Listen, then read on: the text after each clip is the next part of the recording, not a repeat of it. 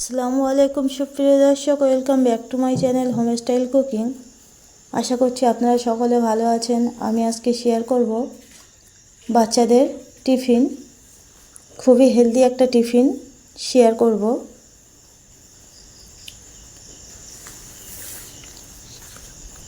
আপনারা চাইলে এটা ট্রাই করতে পারেন।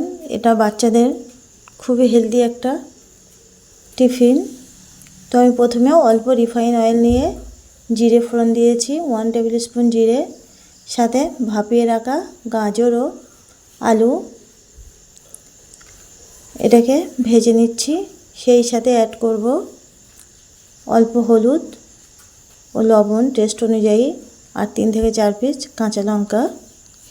এটা আমি গোটাই দিয়েছি, কারণ কুচিয়ে দিলে বাচ্চাদের গালে পড়লে অনেক ঝাল লাগবে, জাস্ট সেন্টের জন্য এটা দিয়েছি। তো এবারে হালকাভাবে ফ্রাই করে নেব। গাজরটা বাচ্চাদের স্বাস্থ্যের পক্ষে খুবই ভালো, বাচ্চাদের স্কিন ভালো রাখে, তাই আমি আজকে এই রেসিপিটা শেয়ার করেছি। সেই সঙ্গে বাদাম ও আখরোটের পরের স্থান হচ্ছে বাদাম। এই বাদাম, যে কোনো বাদামই বাচ্চাদের স্বাস্থ্যের পক্ষে অনেক উপকার। বাট চীনা বাদামটা আখরোটের পরেই, আখরোটটা খুবই ভালো উপকার করে, সেই সাথেই চীনা বাদাম। তো আমি এগুলোকে খুব ভালো করে ফ্রাই করে নিয়ে সেই সাথে অ্যাড করব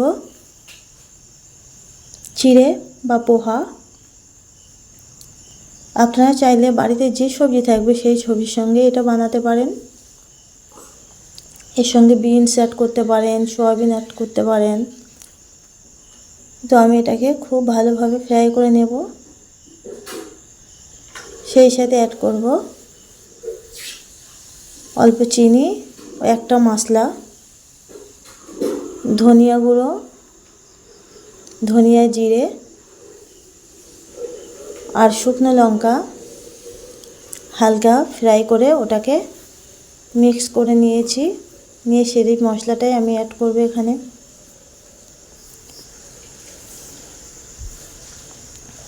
তো আমার রেসিপি যদি এই পর্যন্ত ভালো লাগে থাকে, অবশ্যই লাইক, শেয়ার অ্যান্ড কমেন্টস করবেন। প্লিজ সাবস্ক্রাইব করবেন।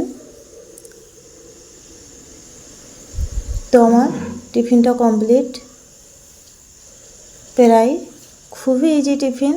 বাচ্চাদের নুডলস, চাউমিনের থেকে আমার মনে হয় এইভাবে বাচ্চাদের এক এক দিনে এক এক রকমভাবে টিফিন বানিয়ে দিলে ওরা খুবই মজা করে খেতে পারে।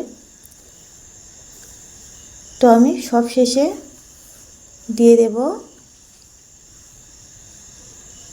টিফিনটা সার্ভ করে নিই, তারপরেই বলছি সব শেষে কি দেব। লেবুর রস।